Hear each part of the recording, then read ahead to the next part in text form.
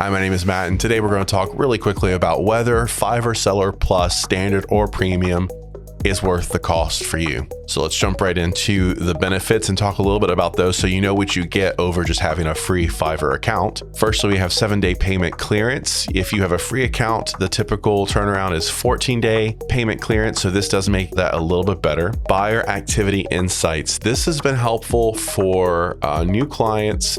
Specifically, I like it to help weed out potential clients that I think might not be a great fit to work with. Maybe I can tell based off of their activity and how much they spend that it's not a great fit for what I think the project's going to cost. It doesn't necessarily mean that I'm just going to rule someone out, but it does help me have my expectations in check when it comes to the interaction with this particular client. Next, we have the advanced analytics. They're kind of nice to look at. If you're kind of like a metric person and you enjoy looking at that kind of stuff, it can be fun, but it hasn't personally helped me a great deal. Maybe I'm not good at knowing how to interpret the analytics, but really it's just not been life-changing for me. Next is priority support. I'm going to be honest, I don't really know what this looks like. I've never had an issue with an order. I have done probably somewhere between 150 to 200 orders with various clients, and I've never had to get Fiverr involved.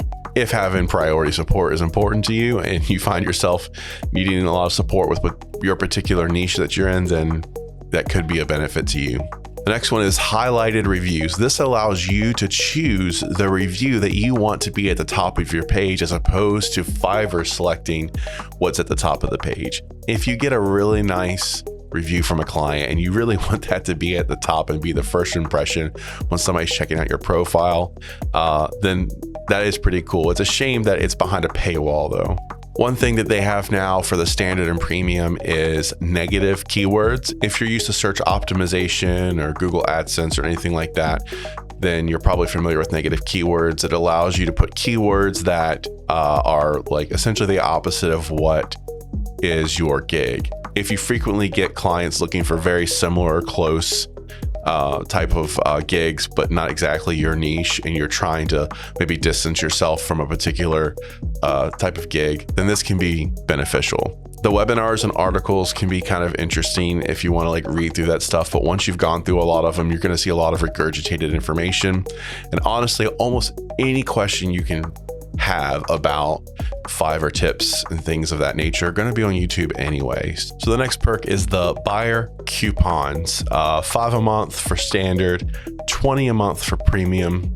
This one doesn't really make sense to me. I mean, I understand what they're trying to do, but essentially they're giving you a number of coupons that you can offer to your clients for discounted services, but Fiverr's like not eating that discount. It's just you making less money on your gig, which you can do at any time you want. At any time you want, you can send a custom offer that includes a discount. It's more of just like a marketing thing, another perk that they can add to the list that you can do anyway without paying for standard or premium plus. Then you have promotions. You have 10 of them a month for standard, 20 for premium. These can be beneficial because they're specifically targeted towards new buyers. So you can actually have a promotion that's on your gig. It's like first time buyers get 10% discount or whatever that discount might be.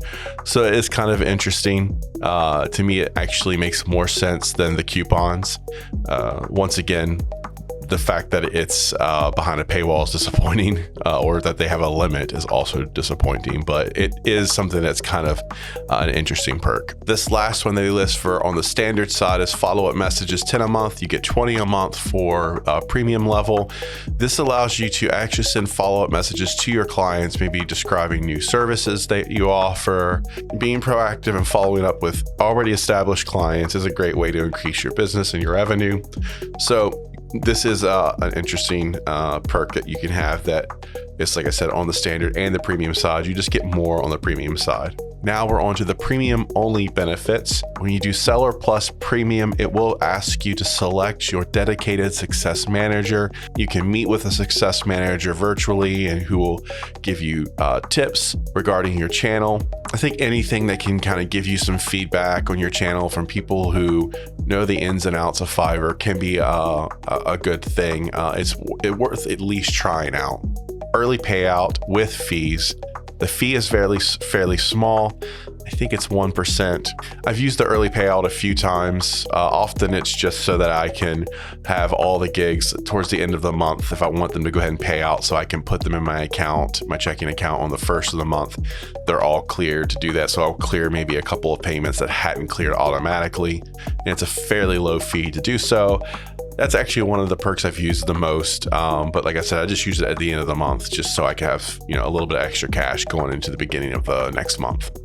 Here are two of the more interesting perks for Seller Premium Plus. One is top rated review priority. It's a little annoying that it's like pay to play. If you are paying for Premium Plus, Seller Plus Premium, I'm going to say that right eventually, then you do get a top rated review priority. Depending on the niche that you're in and the gigs and services you offer will dictate what the expected time frame is if you meet the criteria for top rated seller. In a really high demand segment where they really need top rated sellers on Fiverr, there can be an expedited process to get you approved or rejected because they're actively looking for those particular gigs. That can range from 30 days to 90 days. If it's not one of those high demand segments, then the time frame can vary. I've heard 90 to 180 days.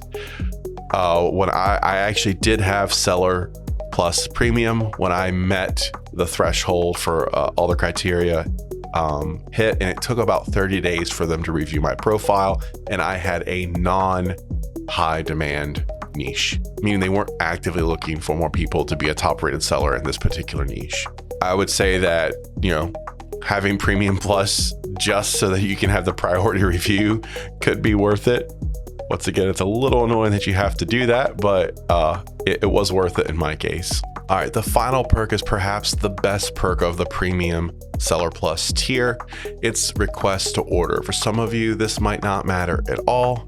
For me, it is a huge benefit, and here's why. Currently, I'm at capacity. I really don't need any new clients. I don't need more work, which is a great problem to have. So I want to make sure that if I'm going to get a new client or a new order, that it's a good fit.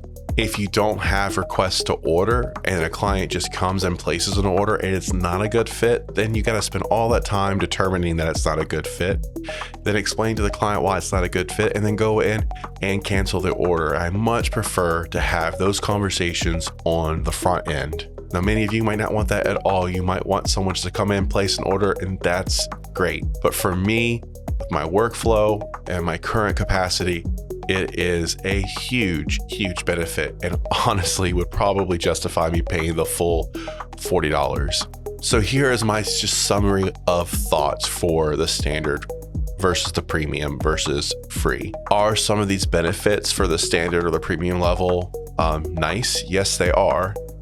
It is incredibly disappointing that you have to pay for some of these services when they really could just be part of Fiverr. Fiverr is already charging a very significant fee. 20% is a pretty significant, finder's fee. And I'm not saying that they shouldn't charge it or they don't deserve it, but they're already making money there. And I do understand this is the age of people monetizing different ways, but it's just not my favorite thing that so many of these things are hidden behind a paywall. With that being said, at some point you might make so much on Fiverr that you won't really care. If you're making thousands of dollars a month, or Fiverr's bringing you a lot of clients, then what's $40 a month just to get a little bit more of a competitive advantage? I do think that some of these benefits do benefit the more successful established sellers already, because for me, I can go in and say $40 a month doesn't really matter because I'm going to sell way more than that. Whereas somebody that might be new and trying to start up, it's like, $40 a month. Maybe I only made $100 on Fiverr this month, or maybe I only made, a few hundred. Even if you made 400, there's 10% of your revenue right there. So it might not really seem, worth it in that instance. So how do I feel overall about it? It's if you want to do it, go for it. If you make a lot of money on Fiverr, then it doesn't really matter. What I will say is I don't think it's a must own. I don't think you have to do it. Maybe the exception would be request to order. If your particular type of service that you offer, it's important for people to request to order, then maybe that makes it a must. But aside from that, I feel like I can live without any of these perks that either level offers. Anyway, that's all for today. I'm done.